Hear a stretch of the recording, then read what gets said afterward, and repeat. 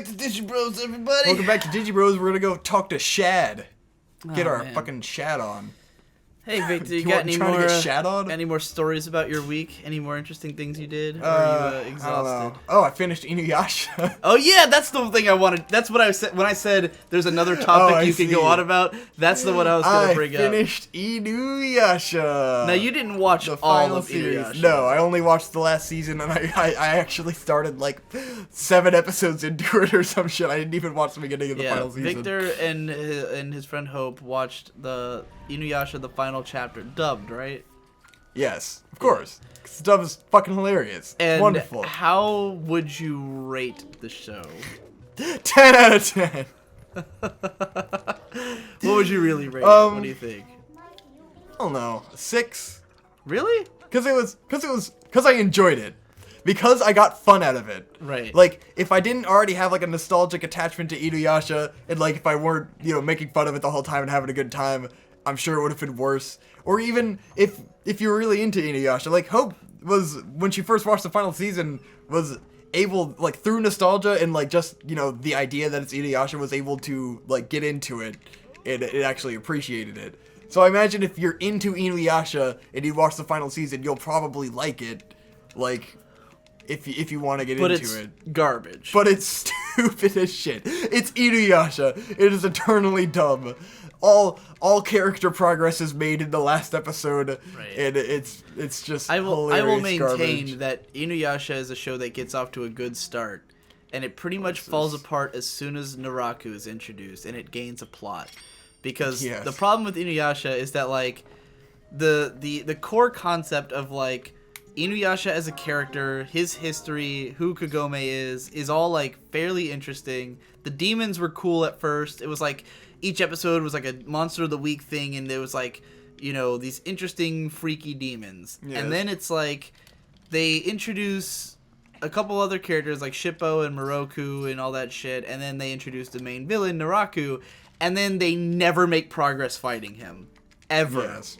For 180 he episodes. just keeps making, like, new spawns of his body that turn into weird monsters, and they have to deal with them. Everything ends up being tied to Naraku somehow, and it never ends. It just never ends. It goes on forever. I think I probably saw like 40 to 50 episodes of it when it was on Adult Swim, and it was like, as soon as Naraku became a thing, the whole thing became totally lame. Like, yes. The last thing boring. I remember being okay... Kikyo was boring, Naraku was boring. When they introduced Sesshomaru and he fights InuYasha, that's like the last thing I remember having liked as a kid. And Sesshomaru is fucking nothing. He has no personality. Yeah. His character growth is that he tolerates a little girl and decides he thinks she's cool. That's his arc. It's pretty bad. He gets over being mad at InuYasha for having Tetsaiga. But by the end, it's, like, laughable. Yes. Because Naraku, the whole last 4 episodes take place inside of Naraku, who was transformed into a giant spider. Why he had to be a giant spider? No idea. Just a giant floating spider that curls up in the shape of the Shikon Jewel. Entire last arc takes place inside of Naraku as they, like, fight illusions inside of his body, and InuYasha is taken over, and they have Sesshomaru has to fight him and all this hilarious bullshit. It's very, very clean, very entertaining. Well, you first described to me that Naraku turns into a giant CG spider. Yes, a giant CG spider. I couldn't, I wasn't That ready. was easily the highlight of the entire thing, is that Naraku turns into an Do you want me to summarize the end of the show? Sure, Do you want me ahead. to tell you the conclusion? Spoiler alert! If you give a shit about the end of InuYasha, you're gonna have it ruined for you. Alright. So they have this whole giant battle inside of Naraku the spider, and, like, they have to kill this demon so that Kagome can get her power back and, like, purify the jewel inside of Naraku, and all this bullshit. Stress. Yes, there's lots of that song. But anyways, Kagome finally gets her powers back. They fuck up Naraku easily. They trash him. This motherfucker gets annihilated by InuYasha's new attack. It is just like, oh no. Like, it turns out I couldn't do shit the entire time. It wasn't the backlash wave! It turns out the real bad guy was the Shikon Jewel itself. Oh. The Shikon Jewel is sentient, and Naraku realizes it's been using him the entire time. Oh. So now, they have to fight the Shikon Jewel, which Kagome shoots an arrow through it. At least it wasn't God. And then, like, in self-defense, it like, teleports itself into, like, another dimension thing, and, like, Kagome gets sent back to the human world because, like, reasons, and then she's trapped in the human world, and then, like, somehow she got back in the well. I don't remember. I wasn't paying a ton of attention. But then, like, they're having this final battle where, like, Kagome is floating with the jewel, and then InuYasha is literally floating through, like, space. He's just in space because his sword creates wormholes that teleport into space, and so InuYasha decides that the only way to make it back to Kagome is to jump into space and find her. So InuYasha is just floating through space. And then in space, he starts to get surrounded by all these long demons because InuYasha is all about long demons. Yes. And the long demons are like, you'll never make it out of here, blah, blah, blah, blah, blah. And then he sees this maiden fighting all the long demons in space, and it turns out the maiden who created the Shikon Jewel has been floating in space for eternity fighting long demons inside of it. Because it's Madoka! Madoka's the actual final boss of fucking InuYasha. Apparently. A maiden in space fighting demons for the sake of humanity. For eternity. For eternity. Oh my god. But anyways, the jewel is telling Kagome, it's like, you have to make a wish to bring InuYasha to you because you love him. You need, just, do it. Do it, get InuYasha, you have to bring him here to save you. And she's like, no, and then InuYasha's screaming, but she can hear him in a dimensional space void, but he's going, Kagome! Don't do it! Don't make the wish on the Shikon Jewel! I'll get to you through fucking spirit or whatever. And then eventually she's like, no, I'm not gonna make the wish, and he gets to her through, like, love powers or whatever the fuck. Yeah. And then she makes, because the deal with the Shikon Jewel is that there is only one correct wish to make with it, and that is the only wish that'll come true. And if you make a different wish, it'll happen, but then it's, like, evil and it'll corrupt you or whatever. So it turns out the only correct wish was for it to destroy itself. So Kagome wishes for it to destroy itself, and it gets annihilated, and then there's a 3-year time skip where Kagome has been in the human world. She can't go back through the well because she lost the power because the jewel's destroyed. And she's like getting out of high school, she's going into college, and every day, InuYasha's been going back to the well. Sango and Moroku now they had twins, and then she's having another baby, and then like, fucking Kohaku's off doing his own thing. Who fucking cares what the fuck Kohaku's doing? He's a fucking douchebag.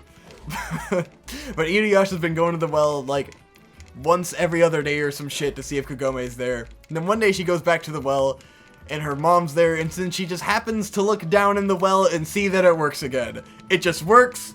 I don't know why. It just happens to work. No reason. And she's standing there with her mom, and she's like, I'm gonna, like, go, and I'm not gonna be able to come back. And her mom's just like, that's fine, go be with InuYasha, you love him or whatever. So she jumps through the well. InuYasha happens to be standing there. He pulls her out through the well, and he goes like, blah, blah, blah, love you, bullshit. They kiss or whatever. And then another time skip happens. Kagome is now married to InuYasha. They're living in this world. Literally, they're just like tilling fields and shit. Wow. Like, this is what Kagome's life has become. So she's really become some just boring leave her fucking world maiden. behind. Yes, she left her world behind forever. She can't go back to marry InuYasha and live in this boring fucking, like, old-ass Japan. And I'm like, she's gonna lose her fucking mind. She's gonna get bored and lose her fucking mind. Fucking tilling fields in feudal Japan. Man. And that is the end of InuYasha. They live happily ever after in boring-ass feudal Japan, tilling fields. That sounds like a fucking nightmare. And it was stupid. I'm supposed to go in here, I don't remember how. I was supposed to talk to some dude. Oh my god. And let's warp back. Oh man, InuYasha. But that's... it's over. That's another thing we kind of did in parallel. We both watched like an old nostalgic Adult Swim show at the same time, though the one I watched was actually good. But it was thoroughly entertaining. I was very satisfied that I watched this with him. We had a good time. We'll know what we're gonna do now. Yeah. Now we're gonna watch Yu Yu Hakusho. Yu Yu Hakusho is pretty fucking cool. Do you want me to? I'm glad I finally have closure with InuYasha after so long. Would you like me to describe the closure I now have with Yu Yu Hakusho, even though you're gonna get? You already yourself? told me the ending. Did I? Yeah. I don't think I told you the ending. Yeah, you told me the ending. What happens? You told me I told you part of it. Whatever. Well, basically, because at the end of the arc after the dark, like, because the last thing we've seen is a dark tournament growing up. Yes. Where he fights Toguro and they all become pretty strong, and then they kill Toguro and all that shit happens. And then the next arc is like another dude shows up and they have to protect the world or whatever. And then at the end of that arc, Yusuke sacrifices himself in order to power up his friends. But then it turns out that he has the recessive gene of the Demon King that was waiting to awaken within him whenever he died, but only if he was strong enough to handle it when he died, which is why it didn't happen at the start of the show. So after he dies, he comes back as a Demon King, beats down the bad guy, and then the next, like, he goes back home, and, like, basically Yusuke's thing throughout, like, after each arc is that he can't, like, readjust to normal life because, like, you know, he's been through too much shit. Post-traumatic stress disorder. Yeah, well, because he feels more at home. He's essentially Rambo. Well, when you see the Dark Tournament arc, like, he realizes that being a spirit detective is the only thing he's ever, like, enjoyed. Yes. Because, like, his whole life, he's never felt like he had a place anywhere, and people, you know, never treated him right. So, like... It's like, shit, what's that? The Hurt Locker. I haven't seen the Hurt Locker. The guy comes home. He was like a bomb diffuser or whatever. He comes home, and there's a scene of him, like, going grocery shopping, and he's just like, this fucking sucks, and then it ends with him being back in Iraq. Right. It's just like he couldn't. He obviously didn't enjoy normal life. Yusuke didn't, like, because he never liked his life, you know, and then, like, as a spirit detective, he finally had something that he could, like, apply himself to and be good at. And so, like, when he has to go back to his everyday life, then it sucks, because he has to, you know, he's fucking 14, he still has to go to school and shit, and, like, you know, deal with all the bullshit he had to deal with before. So then, like, after he awakens to the Demon Lord and everything, then, like, once again, he's back at home and he hates it, and he's just, like, he really just wants to go back to Demon World, because he kind of felt more at home there, and he wants to, like, understand, because, like, during the final battle, he didn't get to do the final hit on the enemy. Instead, like, his ancestor took over his body and fought for him, and, like, it pisses him off, because he doesn't know if he's really the strongest, or if his ancestor, you know, did something. So he goes back to Demon World, and it turns out there's 3 kings in Demon World who have all been feuding for a long time, and they're all trying to take over. Well, I'm explaining it for the fucking show now. They don't need to know. And so there's these 3 kings. They all want to take over, and Hiei and Kurama and Yusuke each become the second in command to these 3 kings. And then Yusuke decides that there's going to be a huge tournament, and they're going to decide who's the new king of Demon World through democracy. He literally says, it's democracy, but you vote by your fists. As in, by being the strongest. Like a boss. I don't think it is a democracy at all, but he describes it as a democracy where you vote with your fists. Which doesn't make any fucking sense. But, like, he wants it to be like a presidential election thing where every 3 years there's a tournament, and whoever wins the tournament gets to decide all the rules. And so, before he goes to Demon World, though, like, he has his finally, like, I've grown up and, like, I can deal with my emotions moment, you know? And he tells Keiko, like, in 3 years, I'm going to come back and we're going to get married and I'm not going to keep leaving you. Because she was pissed off because he constantly leaves, you know? And, you know, even when he's around, he's never, like, romantic with her because he can't deal with his feelings. So then he, you know, he saves Demon World and basically turns Demon World into, like, friendship zone. Like, it's hilarious. Friendland. Because, like, all the demons are, like, the whole attitude of demons throughout the entire series is they just want to kill everything and fight and eat people. And, like, they just hate humans. They hate, like, togetherness and everything. But Yusuke manages, in the span of, like, a week, to make all demons realize that they would be better off if they were all friends. And, like, because, you know, because his rule with the battle was, like, you don't have to kill anybody if you don't want to, because then we'll be able to fight next year. And so all the demons realize that they want to be able to fight again because they have so much fun fighting, so they don't kill their opponents. They all, like, rescue their opponents at the last second and spare them. And so, like, the whole time, it's literally, like, every character having an epiphany about how much they realize that they want to be friends with everyone. Non-stop for 8 episodes. Oh, it's my just God, epiphanies of random demons and main characters about how much they want to be friends. And so Yusuke revolutionizes, oh god, what am I trying to say? Demon World. And Hiei stays in Demon World to be a guy who makes sure that if humans stumble in there, then they get back okay, because they took down the border between Demon World and Human World because demons have agreed not to attack humans anymore after the guy who won makes his decree. And so Yusuke goes back to Human World, and everyone's there, and they're all hanging out, and they're all Kuwabara's going to college and shit, and Kurama's I'm just gonna be a normal person now. I don't want to be I don't want to have this demon side or anything anymore. And then Yusuke comes back, and they all live happily ever after, and he kisses Keiko on the beach, and it was yeah. And then it was all moving in a crowd in a faceless town, I need to feel the touch of a friend. Bet that's just how it was. In the countryside, I wandered far and wide. The isolation gets me again. I don't know where to go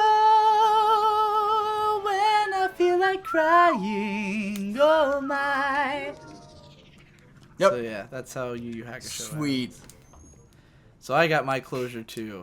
It sounds like mine was a lot more satisfying than InuYasha's. Because yours turned out to be good. Yeah. But I mean, I didn't expect InuYasha to turn out to be good. Right. I was watching it because I wanted it to be bad. So it was satisfying in the way that it was as stupid as I thought it would be. It makes me sad though, because I'd love to go back and watch InuYasha and find out it's great. You know, because I've tried with a lot of those old shows. I have gone back and been all right, let's see if this one's any good. You know, and I've watched a bunch of Yu-Gi-Oh, which is fun to watch, but it's not good. Yes. You know, I won't say it's not as bad as InuYasha.